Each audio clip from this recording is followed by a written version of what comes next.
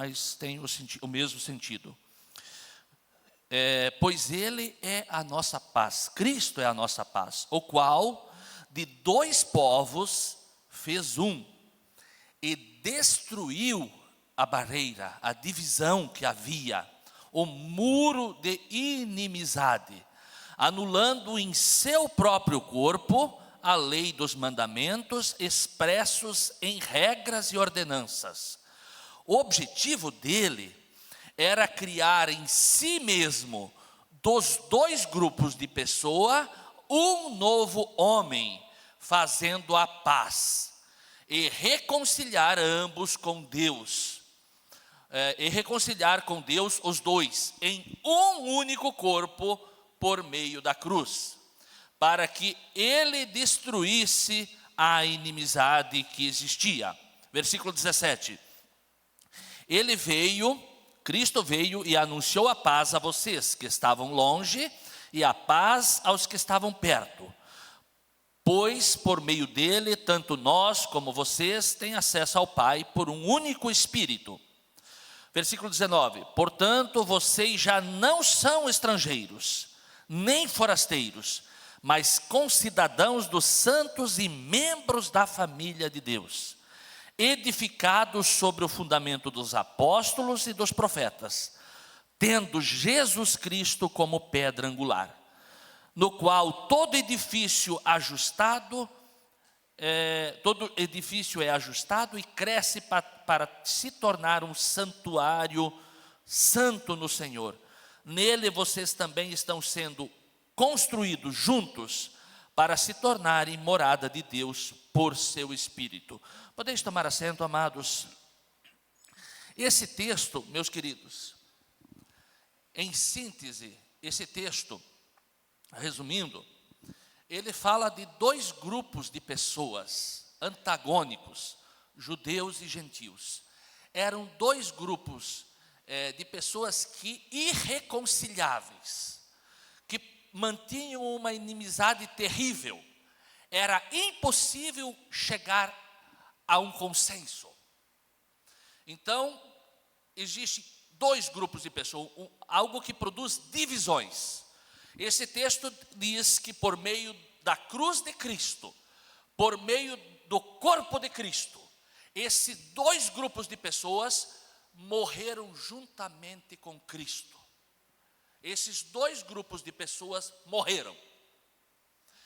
E da mesma forma como Cristo foi sepultado, esse grupo de pessoas foi sepultado com Cristo e também ressuscitou junto de Cristo.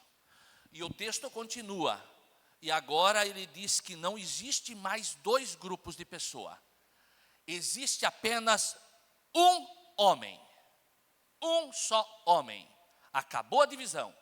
Com a morte, sepultamento e ressurreição de Cristo, só sobrou um homem. E o texto continua e diz que só sobrou um corpo.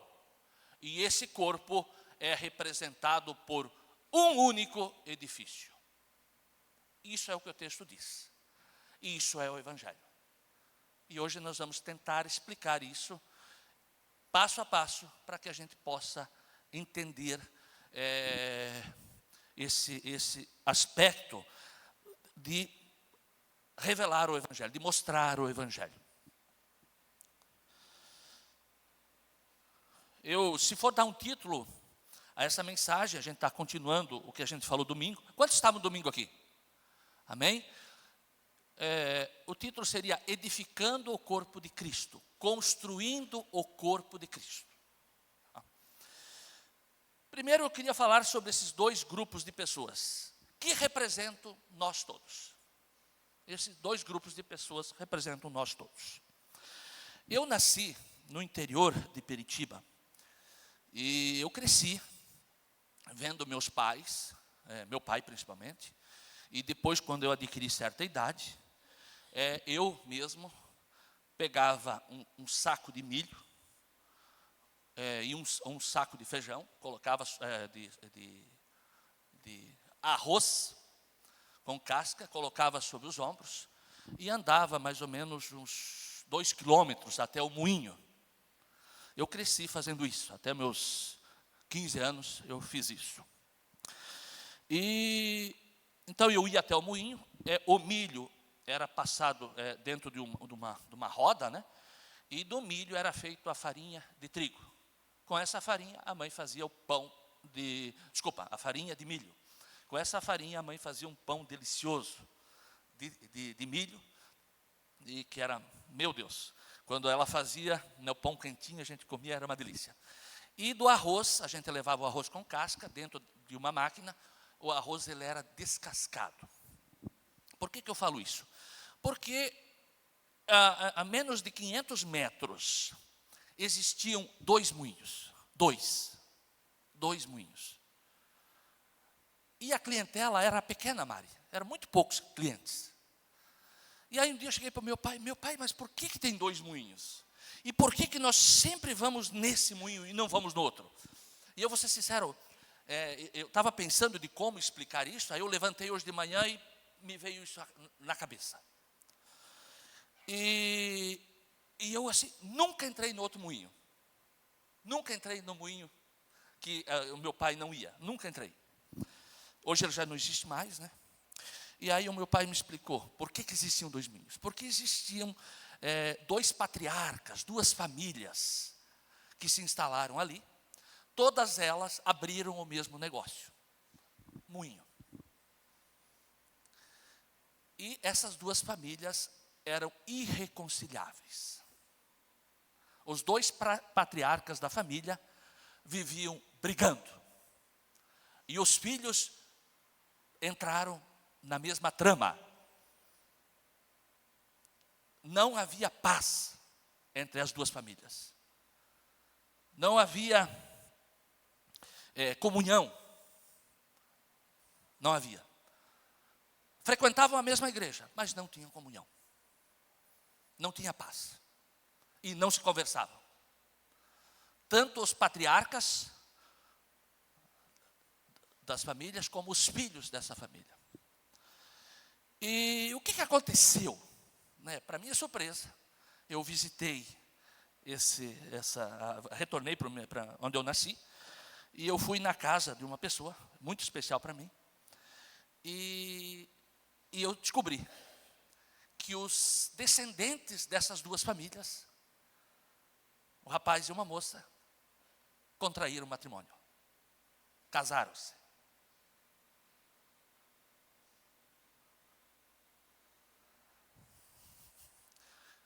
Como isso foi possível? Depois da morte dos patriarcas. Depois que os patriarcas morreram, houve a reconciliação. Foi possível que as 2 famílias entrassem em acordo. Houve um casamento, a união de 2 pessoas, e houve então a paz entre essas 2 famílias. O casamento, meus amados, ela envolve 2 pessoas, um homem e uma mulher. 2 pessoas. Lá em Gênesis, quando Deus construiu, meus amados, Adão foi formado do pó da terra. Eva não. Eva foi construída a partir de uma costela de Adão. Construída. A Bíblia toda é um manual de construção. Deus está construindo um homem, um corpo e um único edifício. Deus está acabando com as divisões para construir a unidade. Quando Deus então construiu a mulher a partir do homem que estava muito solitário, muito triste, muito infeliz, toda a obra de Deus, a Bíblia diz que foi a construção de Deus, a criação do mundo foi perfeita. Deus disse, a palavra de Deus diz, tudo foi muito bom, mas sem a mulher não estava bom, estava faltando algo. Quando então a mulher, quando Deus fez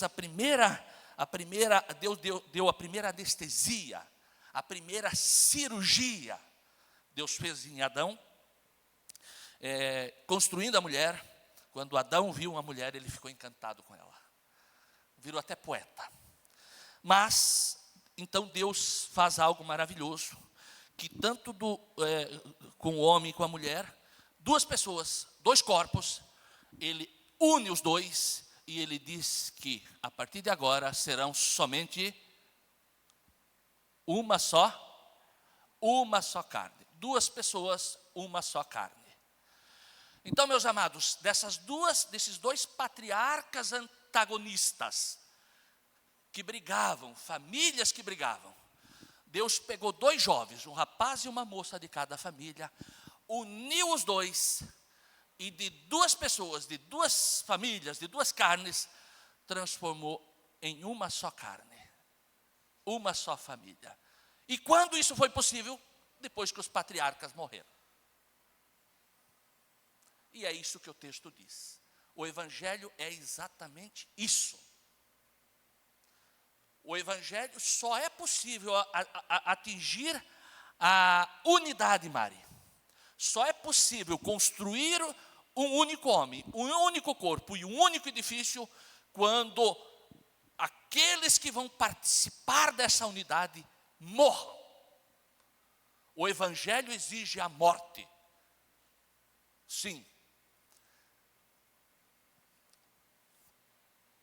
O Evangelho exige a morte.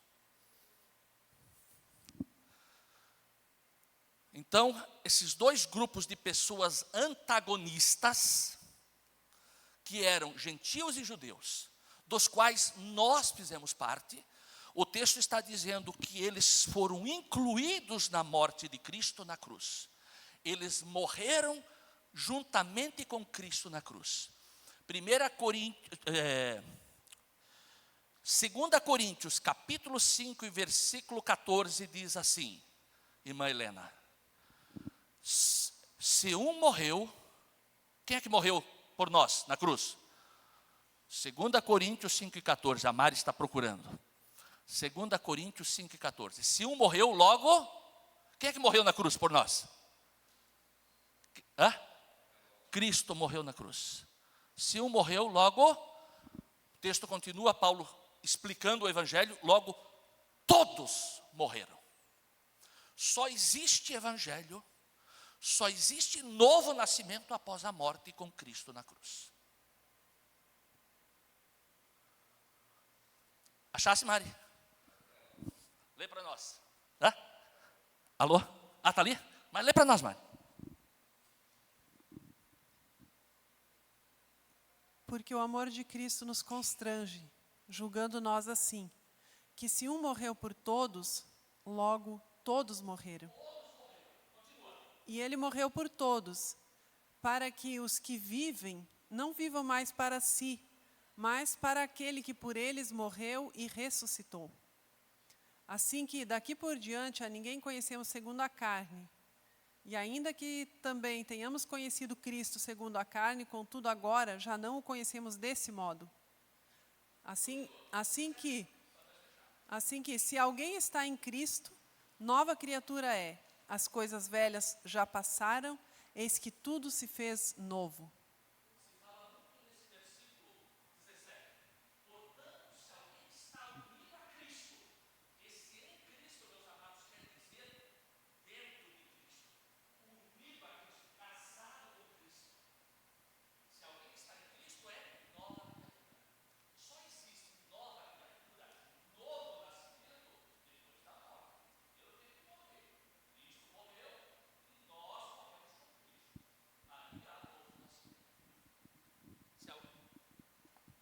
Se alguém está em Cristo, é nova criação.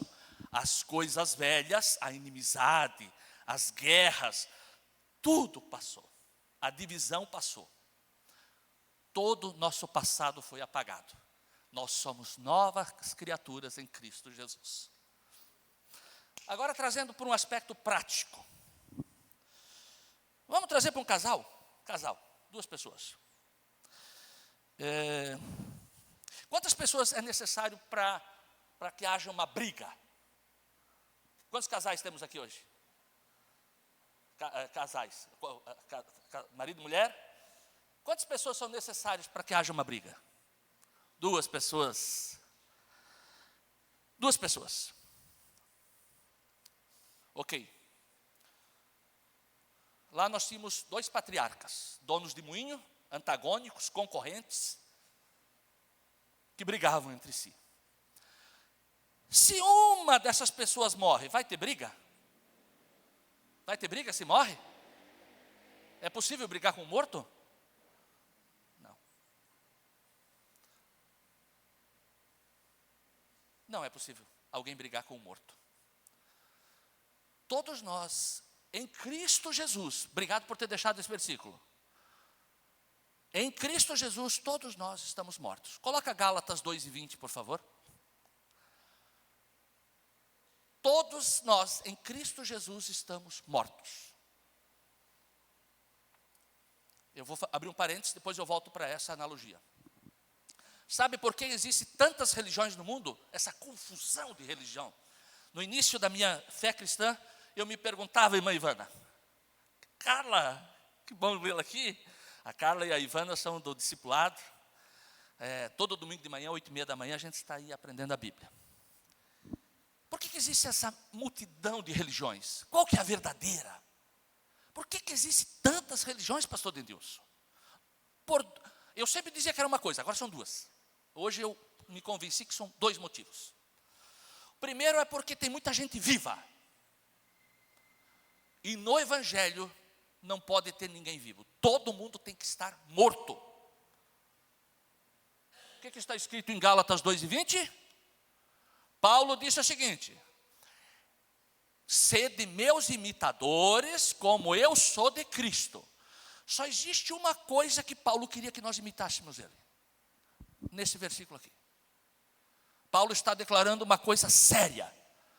É o motivo porque existem tantas religiões. Existem igrejas cheias de pessoas que não morreram, estão vivas.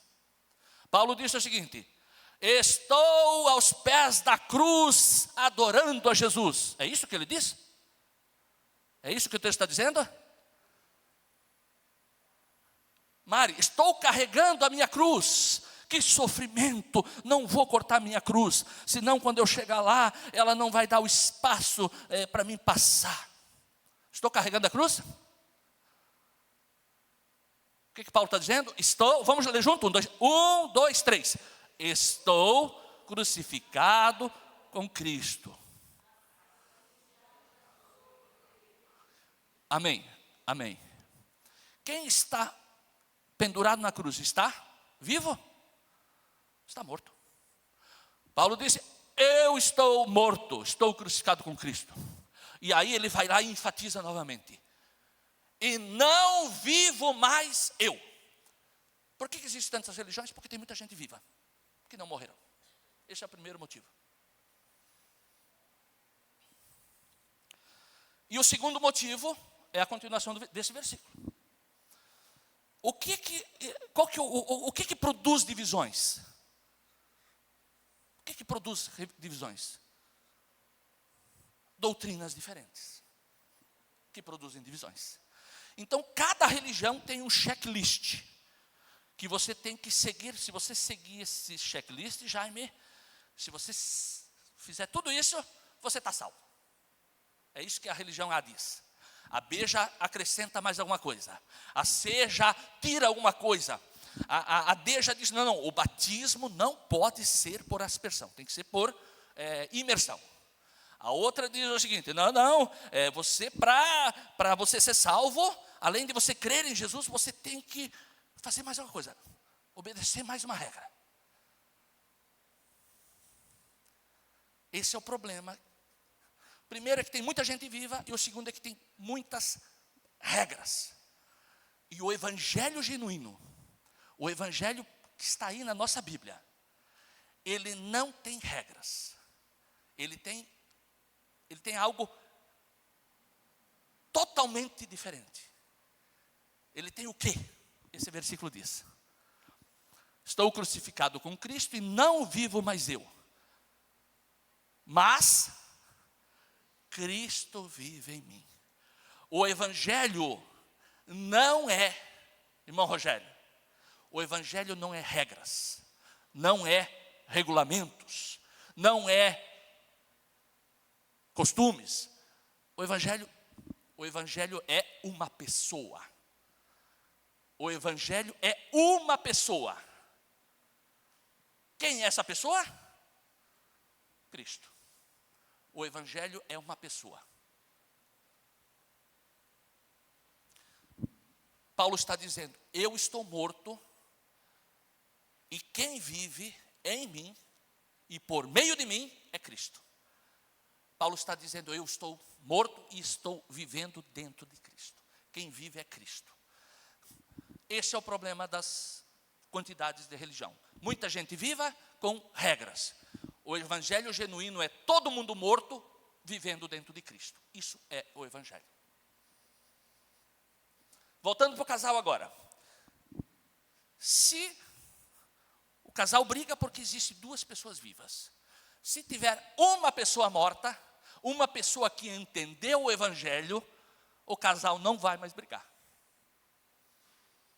Porque ele vai ter o comportamento de Cristo. Ele vai ser igual a Paulo. Vai estar morto, ele não vai brigar. Ele não vai se revoltar. Ele não vai reagir. Ele não vai brigar, ele não vai questionar. Eu fui para São Paulo com a minha esposa, né? E aí a viagem é longa, é 10 horas, né? Depois a gente ficou lá, né? E normalmente a nossa vida é muito corrida, né? A gente fica pouco tempo com o nosso cônjuge, não é? Meu Deus do céu, esqueci o nome. Juliana.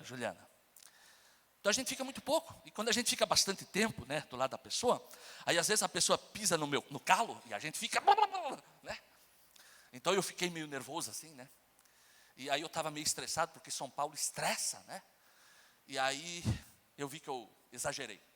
Aí eu cheguei de noite para Jesus e disse, Jesus, eu ainda não estou morto o suficiente. Porque em Coríntios Paulo diz o seguinte, que nós devemos nos conformar à morte de Cristo. Temos que cada dia morrer mais.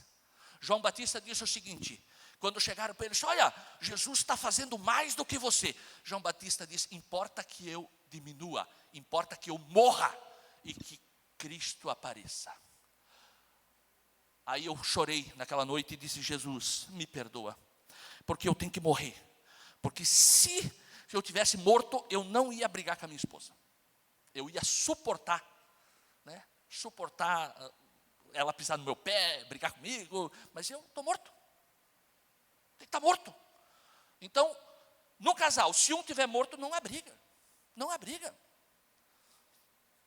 No discipulado, então, nós temos alguns casados lá, e o cônjuge não é crente. E aí, o irmão, a irmã lá, começa a dizer, não, mas o meu marido, a minha esposa, e tal. Eu disse, não, o problema não é eles, o problema é vocês. Vocês não morreram. Porque se vocês tivessem morrido, não teria problema, não teria briga. Se nós todos, os que se dizem, os 40 milhões, que se dizem crentes no país, se todos estivessem mortos, meu Deus do céu, que maravilha. E não ia ter tanta religião. Porque todos os mortos estão dentro de Cristo. Vocês estão entendendo, amém? E se os dois estiverem mortos? Melhor ainda. Se o casal, os dois estiverem mortos, não vai ter briga nenhuma. Tá, irmão Jaime, então tu só explicou de forma mais profunda que o evangelho exige a nossa morte. Romanos, o que me transformou, meus amados, foi Romanos capítulo 6. Todos nós, a maioria da igreja brasileira está vivendo até Romanos capítulo 5 e versículo 11. A grande transformação é quando nós experimentamos Romanos capítulo 11 e Gálatas capítulo 2, principalmente esse versículo. Nós temos que pedir, Jesus, eu quero viver Romanos capítulo 6. O que é o Romanos capítulo 6? Ele fala do único batismo que salva. Só existe um batismo que salva.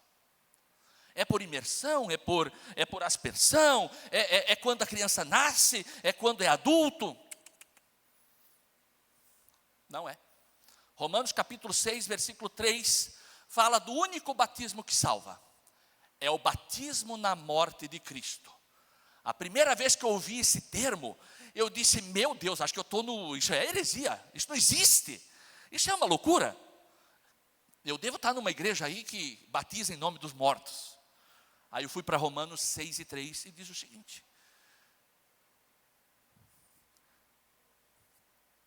que a solução para o pecado, a solução para a escravidão, para os vícios, para nós que somos pecadores, a solução é ser batizado na morte de Cristo. O que é batizado na morte de Cristo? Quando Cristo está pendurado lá na cruz, nós cremos que nós fomos incluídos na morte de Cristo. Morremos com Cristo. E o versículo 4 diz o seguinte, que nós não só morremos com Cristo, mas fomos sepultados com Cristo. Se nós entramos em Cristo na cruz, nós somos sepultados com Cristo. E aí o texto continua. E se nós fomos sepultados com Cristo, Cristo permaneceu na sepultura? O que aconteceu ao terceiro dia? Se nós estamos dentro de Cristo, nós ressuscitamos com Cristo. Para quê? Para uma nova vida. Amém? Já falei demais sobre isso, agora vamos passar para um outro ponto. Abra 2 Coríntios, 1 Coríntios capítulo 15, meu irmão. Lucas. É Lucas não? É o Vinícius. Glória a Deus. Meu Deus, eu sou terrível com o nome. 1 Coríntios capítulo 15, versículo 45. Então nós já falamos, meus amados, que existia dois grupos distintos. Esses dois grupos distintos que eram antagônicos, brigavam e não entravam em consenso, eles morreram dentro do corpo de Cristo, quando Cristo morreu na cruz. E quando eles ressuscitaram, irmão Vanderlei, eles ressuscitaram para não ser mais dois grupos. Eles ressuscitaram para ser um único homem. Um único homem. 1 Coríntios capítulo 15, versículo 45. Antes de falar sobre ele, alguém sabe quantas pessoas existem no mundo? Quantas pessoas hoje existem no mundo? Mais ou menos. Alguém sabe? 8 bilhões de pessoas. 8 bilhões de pessoas. É muita gente. E, aos olhos de Deus, existem quantas pessoas? Vocês acham que existem quantas pessoas? Quando Deus olha para essa terra, com 8 bilhões de pessoas, Deus vê quantas pessoas? Só não pode os irmãos do discipulado. Quantas pessoas eles veem, irmãos? Irmã Ivana, irmã Carla, vocês se lembram? Oi? Fala. Pode falar. Irmã Ivana. Deus só vê 2 pessoas. 2. É isso que a Bíblia fala. Só existem 2 homens. Só 2 homens. Irmão Jaime, onde é que está o resto do povo? Está tudo dentro deles. Está todos dentro desses 2 homens. São 2 homens corporativos, representativos. Ou você está dentro de um, ou você está dentro de outro. E o interessante é que nós todos nascemos dentro de um. E precisamos sair desse e entrar dentro do outro. Precisamos. Isso é evangelho. Vamos lá? Alguém achou 1 Coríntios capítulo 15, versículo 45? Alguém achou? Vamos lá. Quem está com a Bíblia aí que quiser ler para nós? Não, eu vou. Mari, achou? A Mari lê. A Mari lê muito bonito. Vamos lá.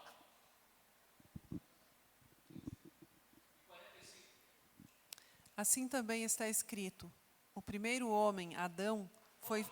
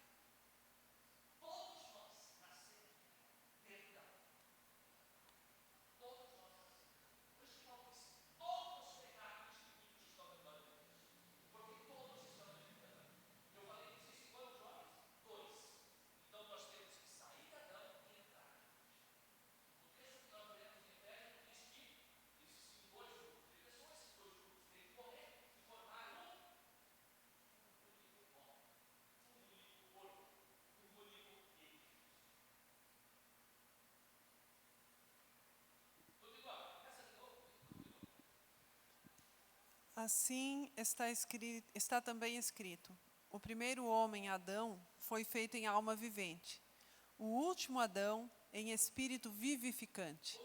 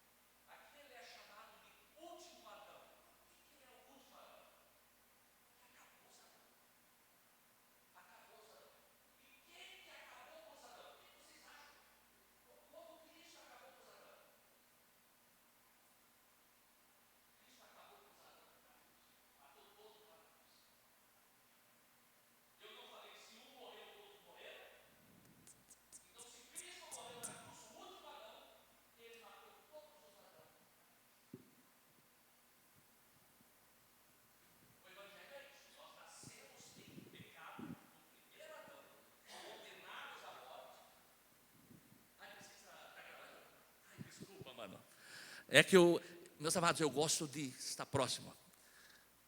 Então, todos nós nascemos dentro do primeiro Adão, condenados, pecadores.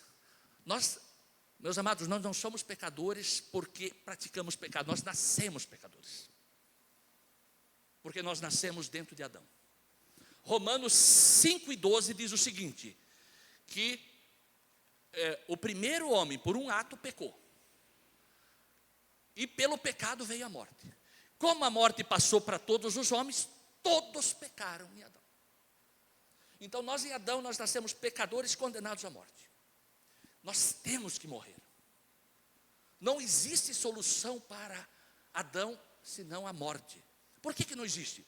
Porque a ordem de Deus lá para Adão foi o seguinte: Adão, você pode comer de todas as árvores do jardim. Todas. Exceto da árvore do conhecimento do bem e do mal. Porque no dia em que tu comeres, o que vai acontecer? Certamente morrerás. Então ali existiu uma lei, a lei de Deus. Deus disse o seguinte: não pode comer, porque se tu comer, tu tem que morrer. Então, meus amados, não existe evangelho que não passe pela morte. Cristo não morreu sozinho, porque seria uma injustiça tremenda nós dizermos que Deus descumpriu a sua própria lei. Se um tribunal de justiça, eu e o Denilson estamos andando pela rua, aí está o Tiago, nosso amado irmão. Posso te usar como exemplo? Eu e o Denilson estamos andando pela rua. O Tiago, que estudou no discipulado conosco, casado, né? E eu não gosto do Tiago e não gosto da família dele, não gosto da esposa dele. Então eu vou lá e mato a esposa dele. Eu estou andando com o pastor Denilson na rua, mato a esposa do Tiago. Câmeras filmando e tal. Vai para o tribunal de justiça. Quem que é o réu? Quem que é o assassino? Eu ou o pastor Denilson? Eu. Então eu vou ser condenado no fórum de São José, num tribunal do júri. Então o juiz vai ouvir testemunhas, vai ver as gravações, vai ver os relatos das investigações da polícia, e tudo diz: o Jaime é culpado, o Jaime que matou a esposa do Tiago. E aí, quando o juiz agora, estamos prontos para dar a sentença? Sim. Aí o pastor Denilson gosta muito de mim. Ele se levanta e diz: não, eu sou culpado. Eu assumo a culpa, assumo a pena no lugar do Jaime. Provavelmente vai receber uns 30 anos de cadeia. Nos Estados Unidos ele ia para a morte, pena de morte. Aí o juiz disse: você assume? Então beleza. Pastor Denilson condenado a 30 anos de cadeia. Todos estão dispensados. Foi feito justiça? Foi feito justiça? Tu ia ficar satisfeito com a sentença? O Jaime saindo tranquilo, o pastor Denilson condenado, foi feita justiça? Não foi. Meus amados, se nós, para um tribunal humano, dizemos que se o inocente, se o culpado for inocentado, e um inocente foi condenado, não há justiça, quanto mais Deus. Deus é justo e santo, Ele tem que cumprir a lei dEle.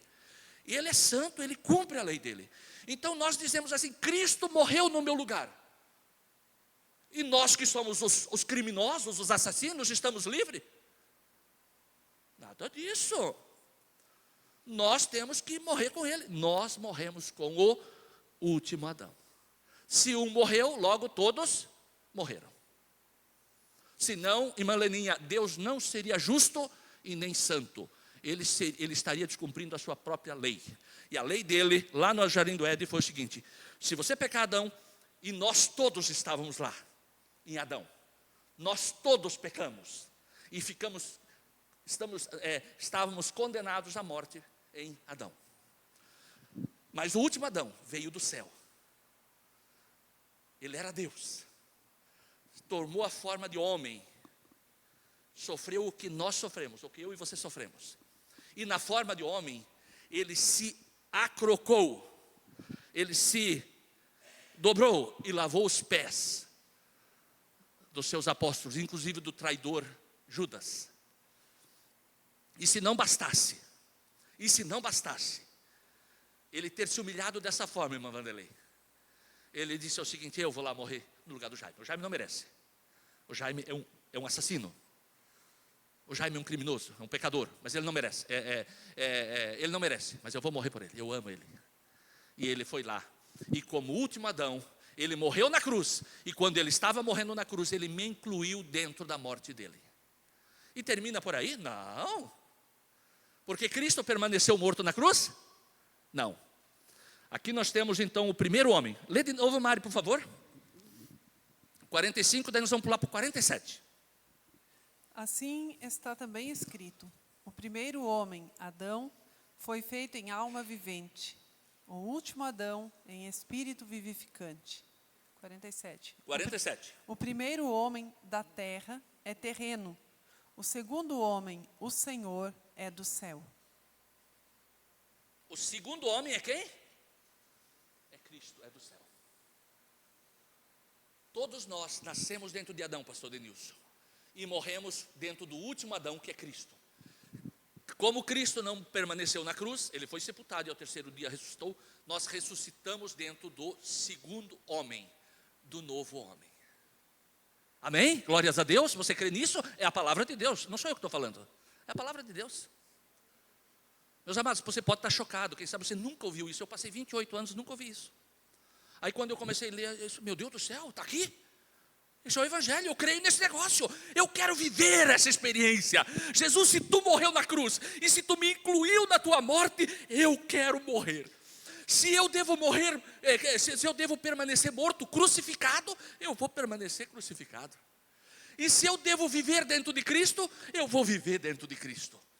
Meus amados, não somente Cristo vive dentro de você, mas aqui, nós todos vivemos dentro de Cristo. Helena, quando você está lá em casa, na sua casa, lavando a louça, cantando, louvando a Deus, você está dentro de Cristo. Nós estamos dentro de Cristo, nós vivemos dentro de Cristo, irmã Leninha. Quando você está lá no teu comércio, tu está dentro de Cristo. Ah, não, mas Cristo está dentro de mim. Meus amados, eu nunca concordei com esse negócio, assim, meu Deus do céu, Cristo está dentro de mim, e eu faço o que eu quero, e Cristo está ali. O pequenininho, quem é que é maior? É ele ou eu? Cristo é maior. Eu quero estar dentro dele. E nós todos estamos dentro de Cristo. Meus amados, temos que caminhar para o final. Vamos ler alguns versículos, só para a gente finalizar. Alguns versículos que retratam essa verdade, que nós estamos dentro de Cristo, dentro do novo homem.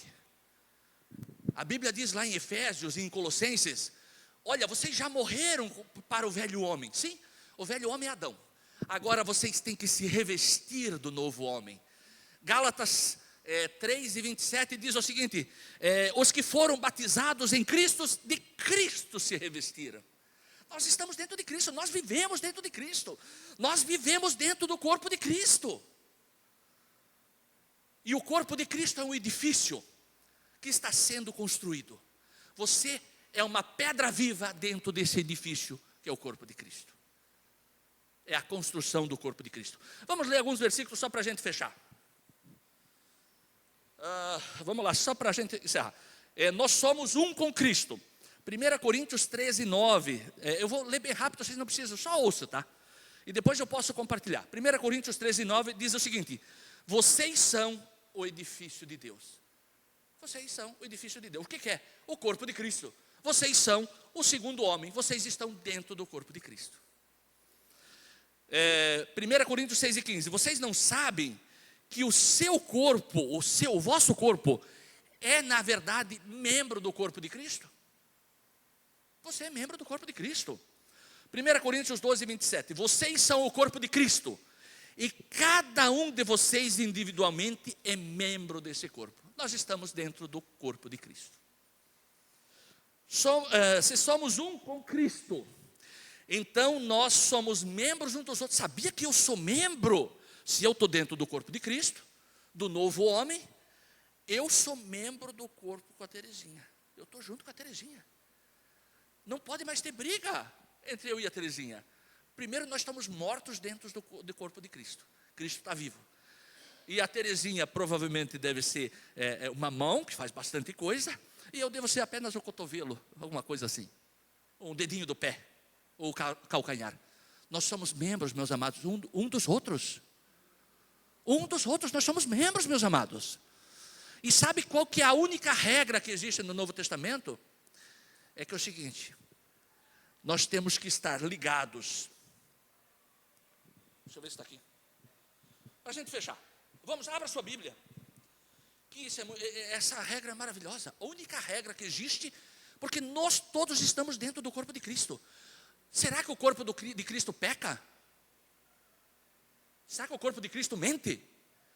Se nós estamos dentro do corpo de Cristo, será que ele rouba? Sabe, se você está... Paulo diz o seguinte, vocês não adulterem, tá? Vocês não se unam a uma prostituta. Porque se vocês se unirem a uma prostituta, vocês fazem a prostituta membro do corpo de Cristo. Quando alguém está assistindo pornografia e é crente, é como se Cristo estivesse assistindo pornografia. Nós somos membros do corpo de Cristo. É isso que a Bíblia diz. Vamos caminhar para o fim. 1 João, meus amados, esse é o ápice do corpo de Cristo, a regra áurea. Tem um autor chamado Eric Sauer. Ele fala a lei maior, a lei áurea, a lei de Cristo, a lei verdadeira. Essa é a lei do Novo Testamento. Na verdade, João diz o seguinte: é o único mandamento de Cristo. Ele só nos deixou um mandamento. É o texto bíblico que diz, não é o Jaime. 1 João, capítulo 3, e versículo 23. A Mari vai achar e ela vai ler para nós. E aí nós vamos encerrar, pastor Denilson. 1 João, capítulo 3, versículo 23. E o seu mandamento é este. Opa, só um minutinho. E os seus mandamentos. Não, é um só. O seu mandamento, o mandamento de Cristo é esse. Continua. Que creiamos no nome de seu Filho, Jesus Cristo. Amém, amém. Só um minutinho, Mari, tá? Meus amados, crer não é simplesmente como assim, eu creio, quando eu era criança eu criei em Papai Noel, Coelho da Páscoa. E tem muita gente que crê em Jesus da mesma forma, irmão Vanderlei. Eu creio em Jesus, mas a vida não muda, ele não morreu. E ele não mostra Cristo. Se nós estamos dentro de Cristo, nós somos Cristo. Nós expressamos Cristo. Nós expressamos Deus aqui da terra. Meus amados, vocês estão dentro de Deus aqui da terra. Vocês estão dentro de Cristo. Cristo é Deus. Veja só a seriedade. Crer significa, meus amados, na Bíblia, crer no nome de Jesus. O que isso significa? Toda vez que a gente vê crer na Bíblia, é crer para dentro. Esse copo é o corpo de Cristo. Crer significa crer para dentro do copo, ser mergulhado para dentro do corpo, do copo. Tem o mesmo significado de batismo. Batismo é ser mergulhado para dentro. Crer significa ser, creiamos no nome, creiamos para dentro do nome do Filho de Deus, Cristo. E a Bíblia diz que Cristo é, Deus é amor. Cristo é amor. Meus amados, não é nós que vamos produzir amor. É Ele que vai produzir amor. Ele que é o cabeça do corpo que vai produzir o amor. E o amor é que vai ligar o corpo. Continua, Mari. E nos amemos uns aos outros, segundo o seu mandamento. Nós estamos ligados no cabeça que é Cristo, a fonte de todo amor. E esse amor nos enche de amor, ele nos constrange, ele nos move. Paulo usa que o amor é a argamassa, é o sangue desse corpo, o amor. E com o amor de Cristo, que Ele nos ama, nós amamos os irmãos. Nós não temos amor em nós mesmos. Ninguém tem amor em si mesmo. Só tem amor egoísta, interesseiro. O único amor verdadeiro é o que vem de Deus, o que vem do cabeça. Esse é o único mandamento de Cristo, de Deus, de Jesus Cristo. Estar ligado na cabeça, estar dentro do corpo e amar os irmãos. Isso é igreja. Amém? Pastor Denilson.